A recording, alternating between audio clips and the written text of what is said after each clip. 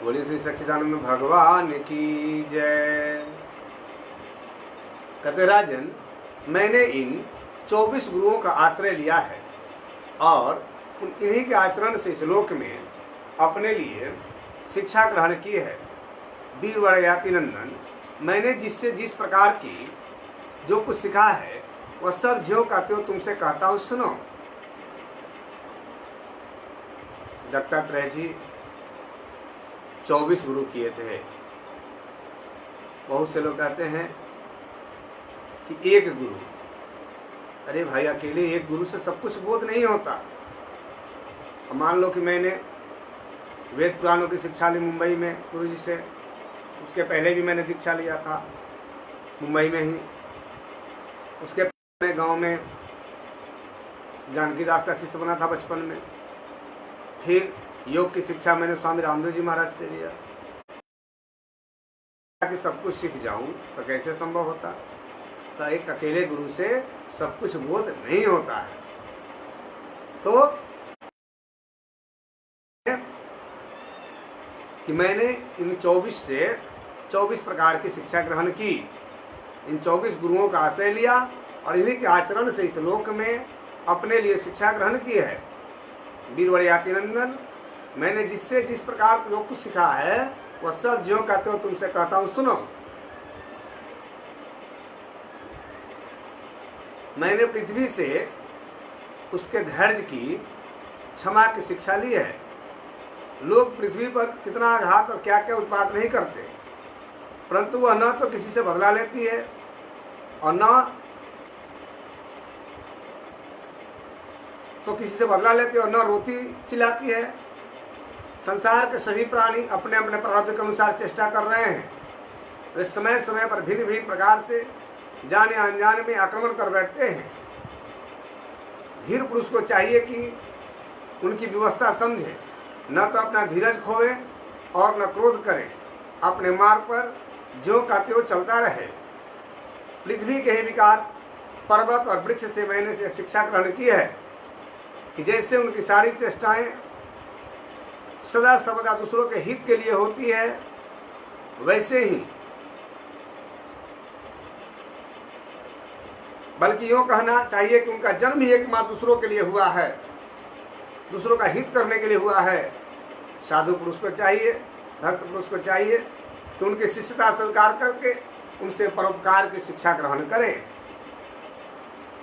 मैंने शरीर के भीतर रहने वाले वायु, प्राणवायु से शिक्षा ग्रहण की है कि जैसे वह आहार मात्र की इच्छा रखता है और उसकी प्राप्ति से संतुष्ट हो जाता है, वैसे चाहिए कि जितने से जीवन निर्वाह हो जाए उतना भोजन कर ले। इंद्रियों को तृप्त करने के लिए बहुत से विषय न चाहे, संक्षेप में उतने ही विषयों का उपयोग करना चाहिए जिससे बुद्धि विकृत न हो, मन चंचल न हो और वाणी व्यर्थ की बातों में न लग जाए। शरीर के बाहर रहने वाले वायु से मैंने यह सीखा है कि जैसे वायु को अनेक स्थानों में जाना पड़ता है, परंतु वह कहीं भी आसक्त नहीं होता, ना किसी का दोष ग्रहण करता है, ना किसी का गुण ग्रहण करता है। किसी के गुण दोष को वायु नहीं अपनाता। वैसे ही भक्त पुरुष को चाहिए, साधक को चाहिए कि आवश्यकता पड़ने पर विभिन्न प्रकार के धर्म और स्वभाव वाले विषयों में जाएं, परंतु अपने लक्ष्य पर स्थिर रहें। किसी के गुण या दोष की ओर झुक न जाएं, किसी से आसक्ति या द्वेष न कर बैठे। गंध वायु का गुण नहीं, पृथ्वी का गुण है, परंतु वायु को गंध का वहन करना पड़ता है। ऐसा करने पर भी वायु शुद्ध ही रहता है, गंध से उसका संपर्क नहीं होता। वैसे ही साधक जब तक इस पार्थिव शरीर से संबंध है तब तक उसे इसकी व्याधि, पीड़ा, भूख, प्यास आदि का भी वहन करना पड़ता है, परंतु अपने शरीर को शरीर नहीं आत्मा के रूप में देखने वाला साधक शरीर और उसके गुणों का आश्रय होने पर भी उनसे सर्वदा निर्लिप्त रहता है। राजन, जितने भी घट मठ आदि पदार्थ हैं वे चाहे चल हो या अचल, उनके कारण भिन्न भी प्रतीत होने पर भी वास्तव में आकाश एक और अपरिच्छिन्न अखंड ही है। वैसे ही चर अचर जितने भी स्थूल सूक्ष्म शरीर हैं उनमें आत्मरूप से सर्वदा स्थित होने के कारण ब्रह्म सभी में है। साधक को चाहिए कि सूत के मणियों में व्याप्त सूत के समान आत्मा को अखंड और असंग रूप से देखे। वह इतना विस्तृत है कि उसकी तुलना कुछ कुछ आकाश से ही की जा सकती है। इसलिए साधक को आत्मा की आकाश रूपता की भावना करनी चाहिए। आग लगती है, पानी बरसता है, अन्न आदि पैदा होते और नष्ट होते हैं, वायु की प्रेरणा से बादल आदि आते और चले जाते हैं। यह सब होने पर भी आकाश अछूता रहता है। आकाश की दृष्टि से सब कुछ है ही नहीं, आकाश की दृष्टि से सब कुछ है ही नहीं। इसी प्रकार भूत, वर्तमान और भविष्य के चक्कर में न जाने किन किन नाम रूपों की सृष्टि और प्रलय होते हैं, परंतु आत्मा के साथ उनका कोई संस्पर्श नहीं है। जिस प्रकार जल स्वभाव से स्वच्छ, चिकना, मधुर और पवित्र करने वाला होता है जल, तथा गंगा आदि तीर्थों के दर्शन, स्पर्श और नाम उच्चारण से भी लोग पवित्र हो जाते हैं, वैसे ही साधक को भी स्वभाव से शुद्ध, अस्निग्ध, मधुरभाषी और लोक पावन होना चाहिए। जल से शिक्षा ग्रहण करने वाला अपने दर्शन, स्पर्श और नाम उच्चारण से लोगों को पवित्र कर देता है, क्योंकि जल सिखाता है कि हम सब जगह बहते हैं लेकिन अपनी निर्मलता नहीं छोड़ते। उसी तरह जल के समान निर्मल पवित्र बने रहना चाहिए भक्त को। कहते हैं, राजन, मैंने अग्नि से शिक्षा ली है कि जैसे वो तेजस्वी और ज्योतिर्मयी होती है, वैसे जैसे उसे कोई अपने तेज से दबा नहीं सकता, जैसे उसके पास संग्रह परिग्रह के लिए कोई पात्र नहीं, सब कुछ अपने पेट में रख लेती है, और जैसे सब कुछ खा पी लेने पर भी विभिन्न वस्तुओं के दोषों से वह लिप्त नहीं होती, वैसे ही साधक भी परम तेजस्वी, तपस्या से दिव्याम्यान, इंद्रियों से अपराभूत, भोजन मात्र का संग्रही और यथा योग्य सभी विषयों का उपभोग करता हुआ भी अपने मन और इंद्रियों को वश में रखे, किसी का दोष अपने में न आने दे।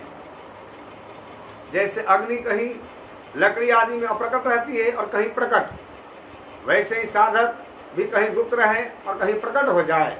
जहाँ वह कहीं कहीं ऐसे रूप में प्रकट हो जाता है जैसे जिससे कल्याणकामी पुरुष उसकी उपासना कर सकें। वह अग्नि के समान ही भिक्षा रूप हवन करने वालों के अतीत और भावी अशुभ को भस्म कर देता है तथा सर्वत्र अन्न ग्रहण करता है। साधक पुरुष को इसका विचार करना चाहिए कि जैसे अग्नि लंबी, चौड़ी, टेढ़ी, मेढ़ी, सीधी, मोटी लकड़ियों में रहकर उसके समान ही सीधी, टेढ़ी या लंबी चौड़ी दिखाई पड़ती है, वास्तव में वैसी है नहीं। वैसे सर्वव्यापक आत्मा भी अपनी माया से रचे हुए कार्य कारण रूप जगत में व्याप्त होने के कारण उन वस्तुओं के नाम रूप से कोई संबंध न होने पर भी उनके रूप में प्रतीत होने लगता है। मैंने चंद्रमा से शिक्षा ग्रहण की है, यद्यपि जिसकी गति नहीं जानी जा सकती, तथापि चंद्रमा तो चंद्रमा ही है, जिसकी कलाएं घटती बढ़ती रहती है, तथापि चंद्रमा तो चंद्रमा ही है, वो नहीं घटता बढ़ता है, वह न घटता है न बढ़ता है। वैसे ही जन्म से लेकर मृत्यु पर्यंत जितनी भी अवस्थाएं हैं सब शरीर की है, आत्मा के नहीं। जैसे चंद्रमा पर पृथ्वी की छाया पर चंद्रमा की कला घटती बढ़ती है, लेकिन वास्तव में चंद्रमा तो जस का तस है। जैसे आग की लपट अथवा दीपक की लौ क्षण क्षण में उत्पन्न और नष्ट होती रहती है, उनका यह क्रम निरंतर चलता रहता है, परंतु दिख नहीं पड़ता कि वो दीपक लौ जल के कहाँ गई। वैसे ही जल प्रवाह के समान वेगवान काल के द्वारा क्षण क्षण में प्राणियों के शरीर की उत्पत्ति और विनाश होता रहता है, परंतु अज्ञानवश वह दिखाई नहीं पड़ता। राजन, मैंने सूर्य से यह शिक्षा ग्रहण की है, जैसे अपनी किरणों से पृथ्वी का जल खींचते और समय पर उसे बरसा देते हैं, वैसे ही योगी पुरुष इंद्रियों के द्वारा समय पर विषयों का ग्रहण करता है और समय आने पर उनका त्याग, उनका दान भी कर देता है। किसी भी समय उसे इंद्रिया के किसी विषय से आसक्ति नहीं होती। स्थूल बुद्धि पुरुष को जल के भिन्न पात्रों में प्रतिबिंबित हुआ सूर्य उन्हीं में प्रविष्ट होकर भिन्न भिन्न दिखाई पड़ता है, परंतु इससे स्वरूपतः सूर्य अनेक नहीं हो जाता। वैसे चल अचल उपाधियों के भेद से ऐसा जान पड़ता है कि प्रत्येक व्यक्ति में आत्मा अलग अलग है, परंतु जिनको ऐसा मालूम होता है उनकी बुद्धि मोटी है। जैसे असल बात तो यह है कि आत्मा सूर्य के समान एक ही है, स्वरूप तो उसमें कोई भेद नहीं है, लेकिन अपने छत के ऊपर 10 थाली रख दो, सब में जल रख दो, सब में सूर्य दिखने लगता है, तो क्या सूर्य 10 हो गया? नहीं। वैसे ही आत्मा एक ही है, सभी प्राणियों में विद्यमान है, इसलिए सबको अलग अलग दिखती है अज्ञानियों को। राजन, कहीं किसी के साथ अत्यंत स्नेह अथवा आसक्ति न करना चाहिए, अन्यथा उसकी बुद्धि अपना स्वतंत्र होकर दीन हो जाएगी और उसे कबूतर की तरह अत्यंत क्लेश उठाना पड़ता है। आइए सुने एक कबूतर कबूतरी की कथा। राजन, किसी जंगल में एक कबूतर रहता था। उसने एक पेड़ पर अपना घोंसला बना रखा था। ये कबूतर कबूतरी की कथा तो है ही, ये प्रत्येक मनुष्य की कथा है जो मनुष्य अभी कर रहा है। सुनिए अपने पर एक कथा। मान लीजिए कि मेरी कथा हो रही है, सबकी कथा हो रही है, क्योंकि ये प्रत्येक मनुष्य की कथा है जो ये मनुष्य अभी कर रहा है, वही कथा है। ये कहते हैं, किसी जंगल में एक कबूतर रहता था। उसने पेड़ पर अपना घोंसला बना रखा था। अपनी मादा कबूतरी के साथ वह कई वर्षों तक उसी घोंसले में रहा। उस कबूतर के जोड़े के हृदय में निरंतर एक दूसरे के प्रति स्नेह की वृद्धि होती जाती थी। वे गृहस्थ धर्म में इतने आसक्त हो गए थे कि उन्होंने एक दूसरे की दृष्टि से दृष्टि, अंग से अंग और बुद्धि से बुद्धि को बांध रखा था। उनका एक दूसरे पर इतना विश्वास हो गया था कि वे निशंक होकर वहाँ की वृक्षावली में एक साथ सोते, बैठते, घूमते, फिरते, ठहरते, बातचीत करते, खेलते और खाते पीते थे। राजन, कबूतरी पर कबूतर का इतना प्रेम था कि वह जो कुछ चाहती, कबूतर बड़े से बड़ा कष्ट उठाकर उसकी कामना पूर्ण करता। वह कबूतरी भी अपने कामुकपति की कामनाएं पूर्ण करती। समय आने पर कबूतरी को पहला गर्भ रहा और उसने अपने पति के पास ही घोंसले में अंडे दिए और भगवान के अचिंत्य शक्ति से समय आने पर अंडे फूट गए और उनमें से हाथ पैर वाले बच्चे निकल आए। उनका एक एक अंग और वे अत्यंत कोमल थे। यही तो एक गृहस्थ आदमी भी करता है। अब उन कबूतर कबूतरी की आंखें अपने बच्चों पर लग गई।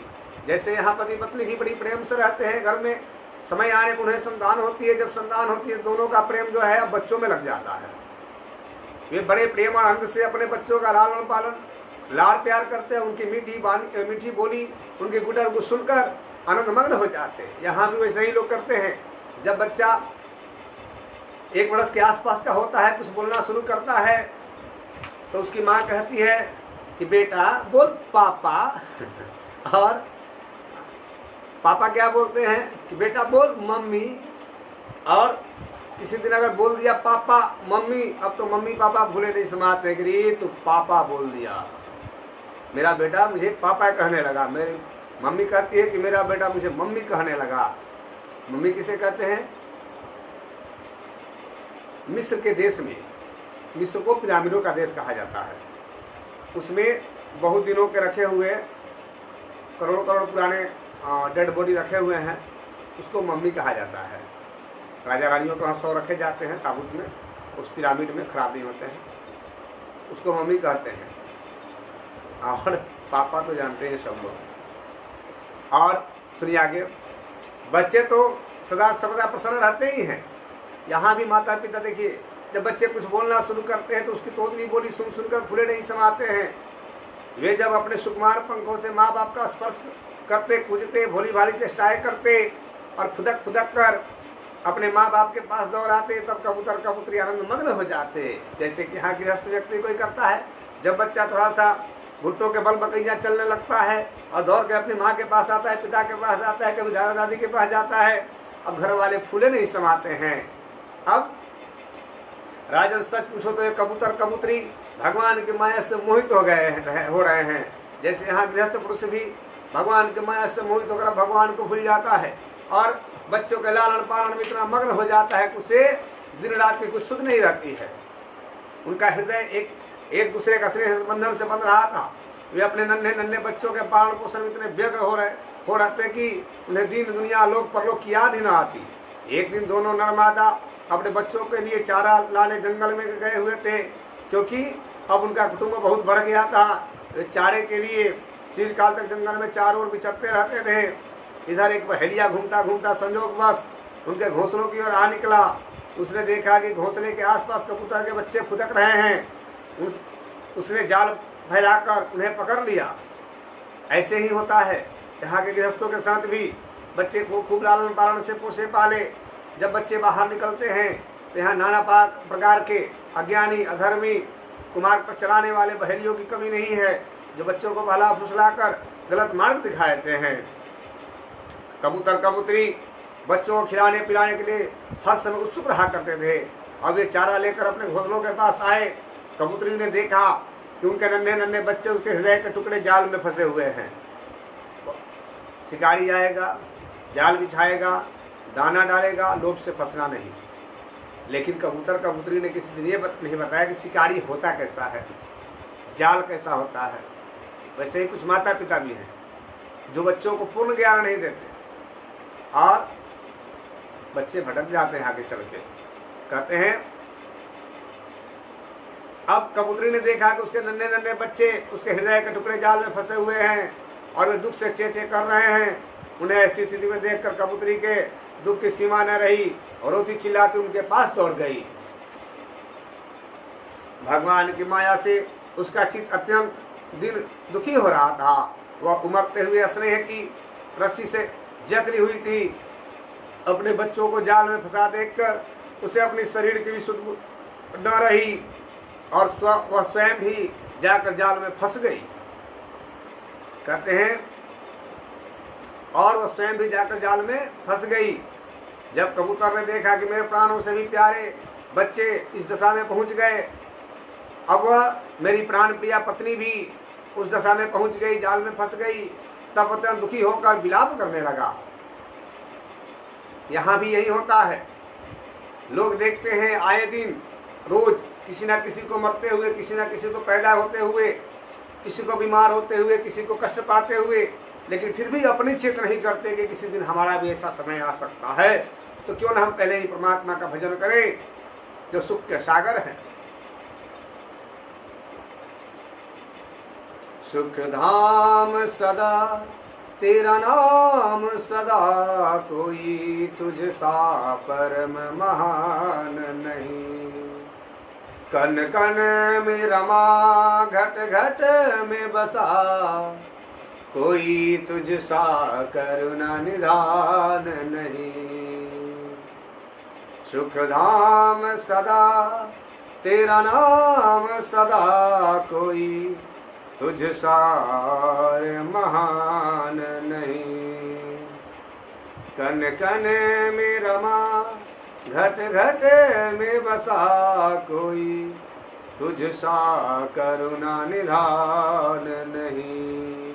लेकिन उस करुणा निधान के शरण में नहीं जाते और हर पर हलचल यही नाना प्रकार के कष्टों को भोगते रहते हैं और अपने भी भटके आने वाले समय में बाल बच्चों को भी भटकाए, किसी को भी परमात्मा का मार्ग न दिखाए।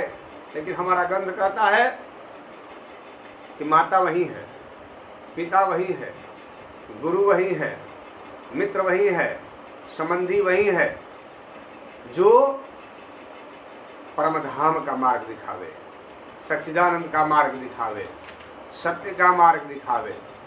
लेकिन कितने तो माता पिता ऐसे भी हैं जो कहते चाहे कुछ भी कर, पैसा लेके आ, कुछ भी कर मतलब यानी चोरी बेईमानी डकैती गलत कार्य। कितने लोग तो ऐसे भी हैं कहते हैं कि अरे सब लोग तो गलत कर रहे हैं, हमने कर दिया तो क्या हो गया। लो अब इससे बात करो, अब उसको कौन जवाब देवे, अब इसका क्या उत्तर दिया जाए। ऐसे ऐसे भी लोग हैं। लेकिन हमारा शास्त्र कहता है गुरु वही है, माता वही है, पिता वही है, मित्र वही है, सुहृद वही है, जो परमात्मा श्री कृष्ण की भक्ति का मार्ग दिखावे, सन्मार्ग दिखावे और गलत मार्गों से हटावे। यानी जो सन्मार्ग का दर्शन कराता है वही पिता है, वही गुरु है, वही मित्र है, वही अपना सब कुछ है, जो अच्छे मार्ग पर चलाता है, अच्छा मार्ग दिखाता है। और जो अच्छे मार्ग पे न लेकर जाए, अच्छा मार्ग न दिखाए, तो समझिए कि वो अपना शत्रु है। तो इसलिए सुख के सागर सच्चिदानंद परमात्मा का भजन करना चाहिए, क्योंकि वे ही हम सबके रक्षक हैं, पालक हैं, लेकिन हम लोग उन्हीं परमात्मा को भूल जाते हैं और भूलकर एक कबूतर कबूतरी के समान देखते हैं कि सारा संसार उस मायावी परमात्मा के जाल में फंसा जा रहा है, उसके माया के चक्र में, और फिर हम उसी में डूबते जाते हैं। तो क्यों न हम उस परमात्मा का भजन कर लें कि उस जाल में न फंसना पड़े, लेकिन हम लोग ऐसा करते नहीं हैं और हम लोग देख के भी अंधे हो जाते हैं। इसलिए कहा गया है कि दिखने वाला अंधा, मतलब देखने वाला अंधा, किसी किसी को कहते हैं ना कि इसको आँख होते हुए भी दिखता नहीं है, यानी भगवान ने नेत्र दिया तो हम लोग देखते हैं और देखने के बाद भी हम लोग उसी में फिर फंस जाते हैं और इस तरह से हम लोग अज्ञानता के शिकार होके और संसार के विषयों को भोगते भोगते इतने अंधे हो जाते हैं कि इसमें हम लोग को याद ही नहीं रहता कि हम परमात्मा के हैं, परमात्मा हमारे हैं। और इस तरह से हम लोग अपने आत्मा का हनन कर देते हैं और इस तरह हम लोग मुक्ति से दूर हो जाते हैं और परमात्मा को न प्राप्त होके संसार को ही पुनः प्राप्त हो जाते हैं शरीर छोड़ने के बाद। तभी आप सुन रहे हैं पृथ्वी से लेकर कबूतर तक 8 गुरुओं की कथा।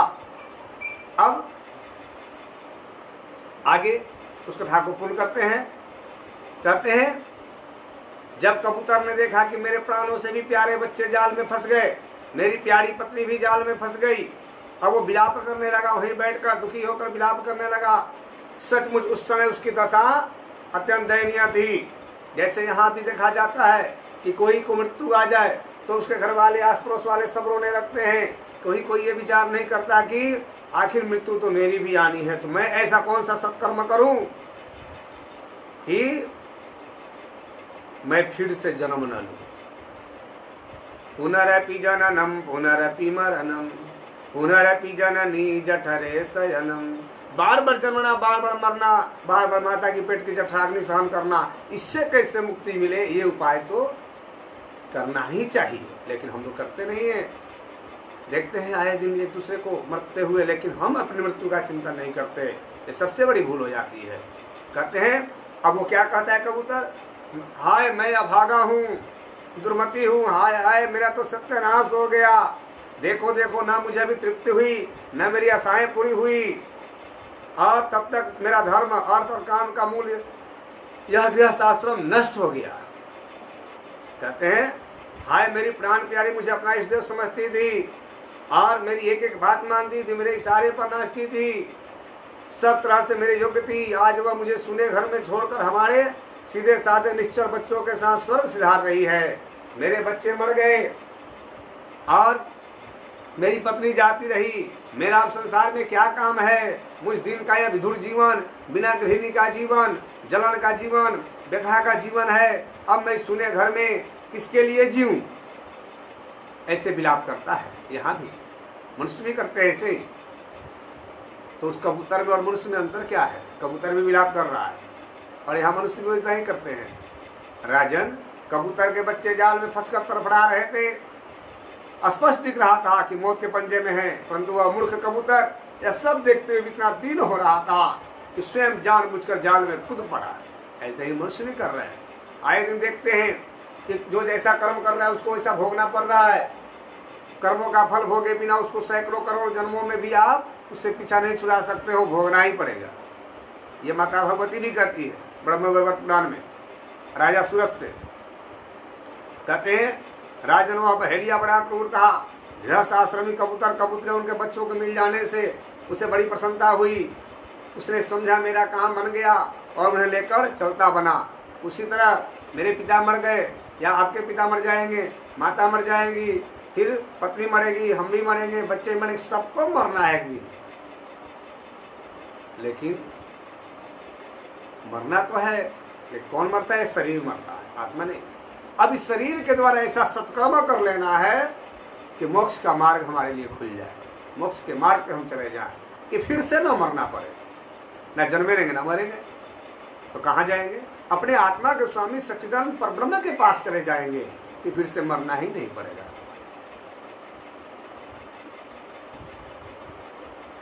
कहते हैं जो कुटुंबी है और विषयों और लोगों के संग साथ में जिसे सुख मिलता है एवं अपने कुटुंब का भरण पोषण में ही जो सारी सुख बुख खो बैठा है, उसे कभी शांति नहीं मिल सकती, उसे कभी शांति नहीं मिल सकती। वह उसी कबूतर के समान अपने कुटुंब के साथ कष्ट पाता है। यह मनुष्य शरीर मुक्ति का खुला हुआ द्वार है। इसे पाकर भी जो कबूतर की तरह अपने घर गृहस्थी में ही फंसा हुआ है, वह बहुत ऊंचे चढ़कर गिर रहा है। शास्त्र की भाषा में आरूढ़ चुप्त है, क्योंकि 84 लाख योनियों में मनुष्य योनि ऐसी है जिसे विवेक ज्ञान सब कुछ मिला हुआ है, शक्ति सामर्थ्य सब कुछ मिला हुआ है। तो इसके द्वारा उसे अपने आत्मा के स्वामी सच्चिदानंद परब्रह्म को प्राप्त करना चाहिए। लेकिन उन्हें न प्राप्त करके क्या करता है, इन्हीं विषयों में फंस जाता है, इन्हीं विषयों में फंस जाता है, जिसके चलते उसका अधोगति होता है और संसार में वो बार बार जन्म पर जन्म और मृत्यु पर मृत्यु को प्राप्त करके इन्हीं को बार बार भोगते रहता है। बोलिए श्री सच्चिदानंद भगवान की जय, आनंद कंद भगवान की जय, धाम की धनी की जय। आइए कुछ तो कहते हैं, किसी ने फोन करके पूछा है कि महाराज जी आप मुक्ति का मार्ग का बात बताते हैं, परमधाम का मार्ग का बात बताते हैं, तो ये कैसे मिलेगा? बहुत लोगों की जिज्ञासा होती है, तो आपको बता दूं। भगवान भोलेनाथ कहते हैं अपने माता सती से कि हे देवी, सप्तकोटि महामंत्र स्थित विभ्रमकार का एक एव परम मंत्र कृष्णत्याद्वय अक्षरम। माता पूछती है कि बहुत से मंत्र है, बहुत से देवता है, सबको भजन करें? नहीं नहीं नहीं, ऐसा नहीं करना है। क्या करें? तब कहते किस किस मंत्र का जप करें? तो कोई नहीं, एक मंत्र। कौन सा मंत्र? महादेव कहते हैं सप्तकोटि महामंत्र स्थित विभ्रमकार का एक एव परो मंत्र कृष्णत्याद्वय अक्षरम। 7 करोड़ महामंत्र है देवी, लेकिन इसमें से 2 अक्षर कृष्ण नामांकित मंत्र ही मानव आत्मा का चित्त स्थिर कर भवसागर से पार लगाने वाला है। अन्य सभी मंत्र संसार में ही भटकाने तथा जन्म मरण के चक्कर में डालने वाले हैं। इस मंत्र से वंचित आत्माएं कैसी हैं? तो महादेव कहते हैं कृष्ण मंत्र विहीनस्य पापिष्टस्य दुरात्मनः स्वानविष्टा समम चान्नम जलम च मदिरा समम। 7 करोड़ महामंत्रों में से ब्रह्मतार्थ महामंत्र प्राप्ति के लिए प्रयास करना चाहिए। अन्यथा कृष्ण मंत्र विहीनस्य पापिष्टस्य दुरात्मनः, जो कृष्ण मंत्र की दीक्षा से रहित है वो पापियों का पापी है, लो दुरात्मा है। उसका किया हुआ भोजन विष्टा के समान है और जल मदिरा के समान है। इसलिए क्या करना चाहिए? कृष्णेति मंगलम नाम यस्य वाची प्रवर्तके भस्मी भवन्तु सद्यस्तु महापातक कोटया। मंगलों में मंगलकारक श्री कृष्ण नाम मंत्र की दीक्षा लेनी चाहिए, जो समस्त पापों करोड़ों की राशि को भस्म कर देती है, करोड़ों पाप राशि को भस्म कर देती है। उस मंत्र से आपके आत्मा पे लगा हुआ मैल साफ हो जाता है और धीरे धीरे आप परमात्मा के करीब हो जाते हो। जितना लगन से लगाओगे, जैसे कोई बच्चा खूब लगन लगा के दिन रात पढ़ाई करता है तो फर्स्ट आता है, 100 में 100 नंबर मंगाता है, उसी तरह प्रयास करना चाहिए कि 100 में 100 नंबर हम परमात्मा के लिए लगा लें, मंगा लें। कहते हैं दीक्षा मात्र कृष्णस्य नरमक्षम मृजंति वै किम पुनर्य सदा भक्त्या पूजंत अच्युतम द्विजा। माता भगवती भी कहती है कि भगवान श्री कृष्ण के मंत्र दीक्षा ग्रहण करने मात्र से ही नर नारायण श्रेणी में पहुंच जाता है, मोक्ष का मार्ग खुल जाता है उसका, और वह पुनः जन्म मरण के चक्कर में नहीं पड़ता। कहते हैं इस तरह से परमात्मा का भजन करना चाहिए, जो हम सभी आत्माओं का स्वामी है। बोलिए श्री सच्चिदानंद भगवान की जय। आइए भजन करते हैं, उसके बाद कथा को यही विश्राम देते हैं आज।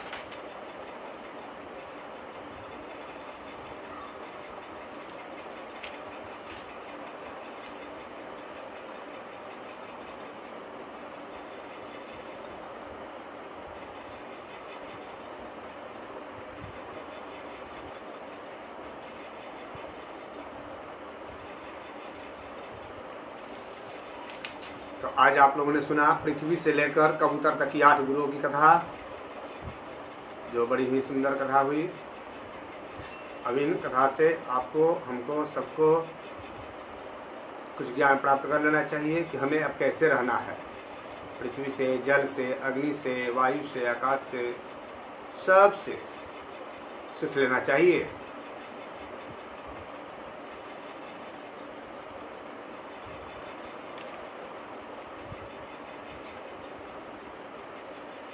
आइए एक भजन।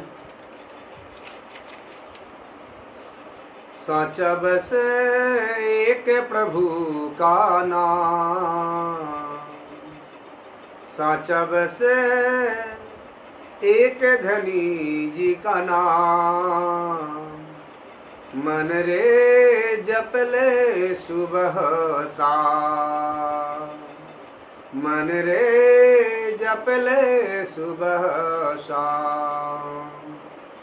ओ अमृत का सच्चा सागर, क्यों भटके तू प्यासा, इस अमृत से प्यास बुझा ले, दूर हो तेरी निराशा। शरण में आकर शीश झुकाकर, करे उसको प्रणाम। साचा बस एक प्रभु का नाम, मन मेरे जप ले सुबह शाम। हर मुश्किल में ओ ही आकर, सबको धीर बंधाता है। भंवर में अंत की नैया को भी ओ ही पार लगाता है। संकट रूपी इस नैया को पद में लेता था। साचा बस एक प्रभु का नाम, मन मेरे जप ले सुबह शाम। ओ घट घट के अंतर्यामी, ओ ही पालनहारा। हर निर्बल और दीन दुखी का ओ ही एक सहारा। ओ ही प्रेम का भूखा प्यारे, प्रभु ही प्रेम का भूखा प्यारे। मांगे न कोई दाम, साचा बस एक प्रभु का नाम। मन मेरे जप ले सुबह शाम, मन मेरे जप ले सुबह शाम। ओ अमृत का सच्चा सागर, क्यों भटके तू प्यासा। उस अमृत से प्यास बुझा ले, दूर हो तेरी निराशा। शरण में आकर शीश झुकाकर, कर उसको प्रणाम। साचा बस एक प्रभु का नाम, मन मेरे जप ले सुबह शाम। मन मेरे जप ले सुबह शाम। बोले श्री सच्चिदानंद भगवान की जय। जय जय श्री राधे। कल सुबह फिर मिलेंगे योग शिविर में, और करे योग रहे योग कल के सुबह में 6:20 पर, और फिर संध्या में 5 बजे मिलेंगे भक्त और भगवान की कथा भागवत कथा में। इन्हीं के साथ जय श्री कृष्ण, जय श्री राधे, प्रणाम।